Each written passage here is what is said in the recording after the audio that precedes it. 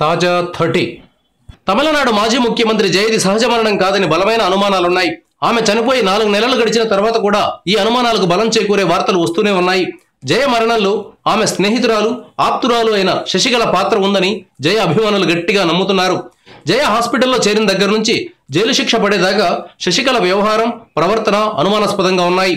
Apollo ఆసుపత్రిలో జయలలిత ఆరోగ్య పరిస్థితి ఎలా ఉంది అనే విషయంపై ఒక్క ఫోటో గానీ వీడియో గానీ బయటకు రాకుండా మేనేజ్ చేశారు. ఒక రాష్ట్రానికి ముఖ్యమంత్రిగా ఉన్న వ్యక్తి ఆరోగ్యానికి సంబంధించి ఇంతగా రహస్యాన్ని ఎందుకు పాటించాల్సి వచ్చిందో అర్థం కాదు. ఈ నేపథ్యంలో తాజాగా మరో వార్త అందుతోంది. జయలలిత ఆసుపత్రిలో ఉన్న ఫోటోలు గానీ వీడియోలు గానీ బయటకు వస్తే సూసైడ్ చేసుకుంటానని శశికళ తన కుటుంబ సభ్యులకు వార్నింగ్ ఇచ్చిందట. ఈ విషయాన్ని ఆమె మేనల్లుడు జయానంద్ దివాకర్ వెల్లడించారు. శశికళ ఈ వార్నింగ్ ను జైలుకు వెళ్లడానికి ముందు ఇచ్చిందట. హాస్పిటల్లో జరగకూడనిది ఏదో జరిగింది కాబట్టి ఆ ఫోటోలను బయటకు విడుదల చేయడానికి ఇష్టపడడం లేదని చెప్పవచ్చు.